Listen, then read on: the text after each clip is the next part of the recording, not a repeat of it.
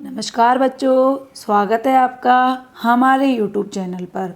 आज हम पढ़ने वाले हैं कक्षा 11th का फिजिक्स का एक नया टॉपिक, अंकों को पूर्णांकित करना। इंग्लिश में से कहते हैं राउंडिंग ऑफ डिजिट्स। तो ये टॉपिक हमारे फिजिक्स में जितना इम्पोर्टेंट है उतना ही केमिस्ट्री में भी इम्पोर्टेंट है, क्योंकि केमिस्ट्री में भी ये टॉपिक दिया गया है जहाँ पर हमसे पूछा जाता है कि अंकों को पूर्णांकित कीजिए। तो इसको समझने से पहले एक चीज़ तो हमें ये आनी चाहिए कि सार्थक अंक क्या होते हैं और सार्थक अंकों को किस तरह से लिखा जाता है। तो इससे पहले वाले वीडियो में हमने कम्प्लीटली सार्थक अंकों की बात की थी। वहाँ से आप उस वीडियो को देखकर सार्थक अंकों के बारे में पूरी जानकारी हासिल कर सकते हैं। अब देखिए, अंकों को पूर्णांकित करने की आवश्यकता क्यों हुई। सबसे पहली बात तो ये, तो देखो, अंकों को पूर्णांकित करने की आवश्यकता इसलिए हुई कि जब हमें कोई संख्या दे दी जाती है जो कि बहुत बड़ी होती है, जैसे मान लो मैं आपकी कोई संख्या लिख दूँ आपके सामने, ठीक, ये मैंने आपके सामने एक संख्या लिखी है। अब ये इतनी बड़ी है, पॉइंट के बाद भी 6 स्थानों तक ये मान दे रखा है। यदि सार्थक अंक देखें तो सारे के सारे क्या हैं, सार्थक अंक है। लेकिन यदि आपसे कह दिया जाए कि भाई 5 तक इसको पूर्णांकित करना है, मतलब 5 अंकों तक, यानी कि पॉइंट के बाद आपको 3 अंकों तक ही इसे पूर्णांकित करना है। तो जब हम 5 को पूर्णांकित करेंगे तो क्या नियम लगेंगे, 6, 8, 2 को ऐसे ही छोड़ दें या 5 में कोई चेंजेस करें या 6 में कोई चेंजेस करें। तो ये सब देखने के लिए हमें अंकों को पूर्णांकित करने के नियम पता होना चाहिए। लेकिन ये चीज़ हमेशा यहाँ ध्यान रखनी है कि प्रश्न में आपसे कहा जाएगा कि इस अंक तक पूर्णांकित कीजिए। जैसे अभी हमने कहा था कि 3 अंकों तक इसे पूर्णांकित करना है, या आपसे कह दे कि भाई इस संख्या में 4 सार्थक अंक रखने हैं, इसे पूर्णांकित कीजिए। तो 4 सार्थक अंक रखने के लिए भी हमें 5 तक इसको रखना पड़ेगा। तो इस तरह का प्रश्न यहाँ से पूछा जाता है। तो सबसे पहले तो पूर्णांकित करने का मतलब क्या हो गया, किसी संख्या को निश्चित सार्थक अंकों वाली संख्या में परिवर्तित करने के लिए समीपता के सिद्धांत का प्रयोग करेंगे। और ये जो समीपता का सिद्धांत प्रयोग करने के बाद जो संख्या लिखी जाएगी वही हमारी क्या कहलाएगी, अंकों को पूर्णांकित करना। तो इस तरह से अंकों को पूर्णांकित कैसे करेंगे, हम सार्थक अंकों वाली संख्या में परिवर्तित करेंगे और फिर उस अंक के पास में कोई संख्या लिख देंगे और वही हमारा अंक क्या हो जाएगा, पूर्णांकित। जैसे देखिए, अंकों को पूर्णांकित करने के कुछ नियम हैं। इस नियम को पढ़ने से पहले एक चीज़ और ध्यान रखनी है आपको, वो ये कि अंकों को पूर्णांकित करने में 5 को आधार माना गया है। यानी जितने भी हम नियम पढ़ेंगे उनमें 5 आपका आधार रहेगा। यानी कि 5 को मानते हुए हम, जैसे कोई संख्या आपको दी गई होगी, उसमें यदि 5 का अंक है तो उसके आधार पे ही अंकों को पूर्णांकित किया जाएगा। तो सबसे पहला नियम हम देखते हैं इसका।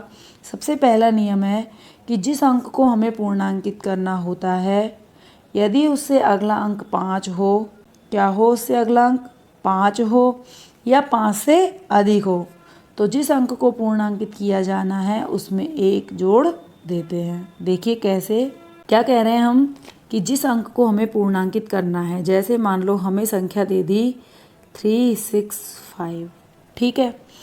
अब हमसे कह रहा है कि हमें 6 को पूर्णांकित करना है। किसको पूर्णांकित करना है, 6 को। तो यदि इस अंक को पूर्णांकित करना है और इसके बाद वाला अंक क्या आ जाए, 5 या 5 से बड़ा, एक संख्या और लिख लेते हैं, इसमें क्या है, ये 5 से बड़ा है और ये क्या है, 5। तो ऐसे में जो संख्या पहले वाली होती है उसमें +1 कर दिया जाता है। तो ये वाली संख्या को यदि पूर्णांकित करेंगे तो संख्या क्या बनेगी हमारे पास, 2.37।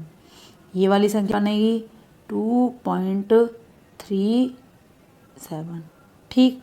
तो यदि 5 या 5 से अधिक है, जिस अंक को पूर्णांकित करना है उसके बाद वाला अंक, तो दिए गए अंक में 1 जोड़ या जाता है। ठीक है, ये हमारा हो गया पहला नियम। तो इसमें आधार क्या है आपका 5 है। ठीक, दूसरा नियम देखिए। दूसरा नियम है हमारा कि जिस अंक को पूर्णांकित करना है उसके बाद वाला अंक यदि 5 से कम हो, क्या हो 5 से कम, तो जिस अंक को पूर्णांकित करेंगे वो हमारा अपरिवर्तित रहेगा। एग्जाम्पल देखो, हमने लिखा 5.32। ठीक, अब हमसे कहा जा रहा है कि 3 को पूर्णांकित कीजिए। क्या कहा जा रहा है हमें? 3 को पूर्णांकित कीजिए। अब 3 के बाद वाला अंक क्या है? 5 से कम। भाई 2 कितने से कम होता है? 5 से कम ही होता है। तो ऐसे में संख्या को ऐसे की ऐसे ही रहने देंगे। तो ये हमारा 5.3 ही रहेगा। और एग्जाम्पल देखो इसका। एक एग्जाम्पल मैंने लिखा 1.742। हमसे कहा जा रहा है 4 को पूर्णांकित कीजिए। तो चूंकि बाद वाला अंक 5 से क्या है? छोटा, तो ऐसे में 4 को 4 ही रहने देंगे। तो 1.74 हो जाएगा। ठीक, इस तरह से अंकों को क्या करेंगे? पूर्णांकित करेंगे। तो ये दूसरा नियम हो गया हमारा कि जिस अंक को पूर्णांकित करना है उसके अगला अंक 5 से कम हो तो पूर्णांकित किया जाने वाला अंक एज इट इज़ रहता है। ठीक है, नेक्स्ट है रूल नंबर 3। रूल नंबर 3 है हमारा कि जिस अंक को पूर्णांकित करना है उसके बाद वाला अंक यदि 5 हो, कितना हो? 5, और 5 के बाद 0 के अलावा कोई भी अंक आ जाए तो पूर्णांकित किए जाने वाले अंक में 1 जोड़ दिया जाता है। तो ये क्या बनेगा हमारा? 2.4। ठीक है, एक एग्जाम्पल और देखिए इसका। मान लो हमने लिखा 1.551। 5 को पूर्णांकित करना है। 5 के बाद में क्या है? 5, और 5 के बाद में क्या है? 0 नहीं है। तो ऐसे में 5 में क्या जोड़ दिया जाएगा? 1। तो हमारा क्या हो जाएगा? 1.6। ठीक है, इस तरह से ये हमारा तीसरा नियम हो गया। तीसरा नियम क्या हो गया? यदि जिस अंक को पूर्णांकित करना है उसके बाद में 5 हो और 5 के बाद में 0 नहीं हो तो ऐसे में जिस अंक को पूर्णांकित किया जाना है उसमें 1 जोड़ दिया जाता है। इस तरह से ये हो गया हमारा नियम नंबर 3। नेक्स्ट है नियम नंबर 4। चौथा नियम क्या है इसका? चौथा नियम है कि जिस अंक को हमें पूर्णांकित करना है, जिस अंक को हमें पूर्णांकित करना है उसके बाद में यदि 5 हो और 5 के बाद क्या हो? 0 हो। क्या हो? 0 हो। लेकिन जिस अंक को हम पूर्णांकित कर रहे हैं वह क्या हो? Even number. क्या हो? इवन, यानी सम संख्या। तो पूर्णांकित किए जाने वाला अंक ऐसे की ऐसे ही रहता है। जैसे एग्जाम्पल लिखा हमने 4.250। 2 को पूर्णांकित करना है। ठीक है, अब देखो 2 के बाद क्या आ रहा है? 5, और 5 के बाद क्या आ रहा है? 0। लेकिन 2 क्या है हमारा? इवन नंबर है। इवन नंबर है इसलिए ये एज इट इज़ रहेगा। तो क्या लिखेंगे इसको? 4.2। और देखिए इसका एग्जाम्पल एक लिखा हमने 1.450। तो 4 क्या है? Even number. इवन नंबर के बाद 5 है और 5 के बाद क्या है? 0। तो ये एज इट इज़ रहेगा। तो इसको क्या लिखोगे? 1.4। ठीक, और देखो इसका एग्जाम्पल। मान लो हमने लिखा 2.25650। पूर्णांकित करना है 6 को। 6 के बाद में क्या है? 5। 5 के बाद में क्या है? 0।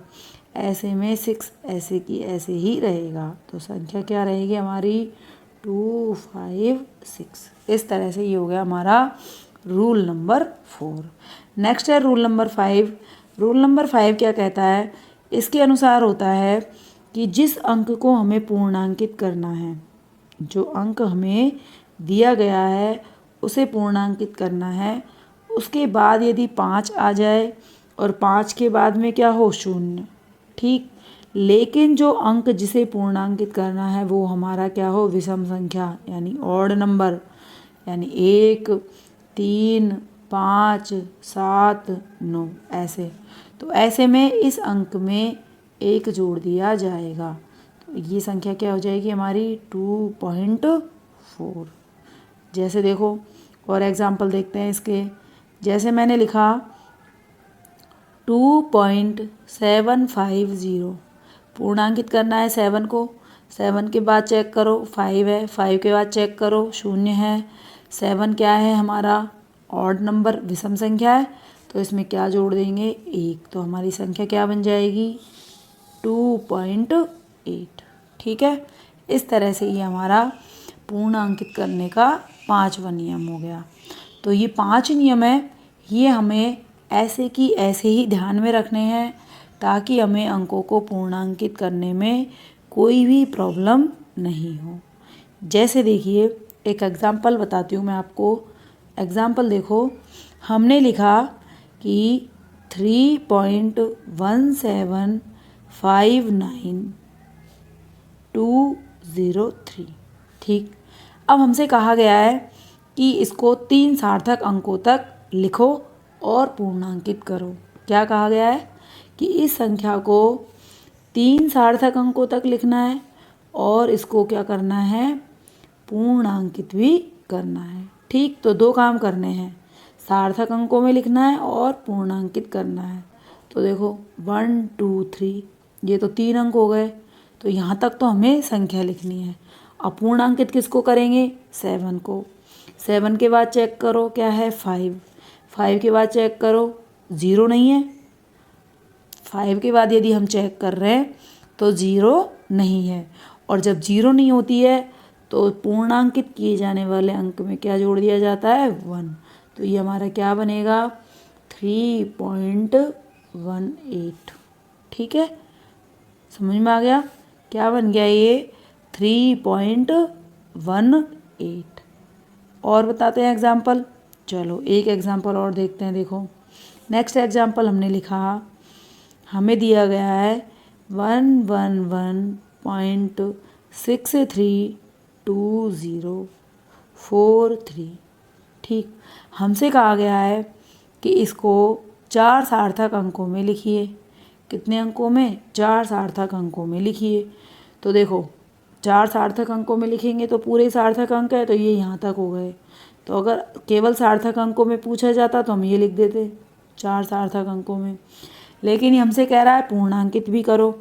तो पूर्णांकित किसको करना है 6 को करना है। 6 के बाद में क्या है 3, 5 से छोटा है ना, और जब 5 से छोटी संख्या होती है तो ये वाला अंक ऐसे की ऐसे ही रहेगा। तो पूर्णांकित करने के बाद भी इसको 111.6 ही लिखा जाएगा। इस तरह से आपसे पूर्णांकित करने वाले न्यूमेरिकल्स पूछे जाएंगे। 1 नंबर में पूछा जाएगा, क्योंकि ये इतना ही बड़ा प्रश्न पूछा जाता है। यदि वो आपसे पूछता है कि पहले सार्थक अंक निकालिए फिर उसको पूर्णांकित कीजिए, तो फिर भी ये क्वेश्चन 1 नंबर से ज़्यादा का हो सकता है आए। बाकी पॉसिबिलिटी रहती है कि इसमें से 1 नंबर का प्रश्न ही आता है। तो बहुत इजी है। उम्मीद है कि आपको समझ में आया होगा। फिर मिलते हैं एक नए वीडियो के साथ, तब तक के लिए टेक केयर, बाय बाय।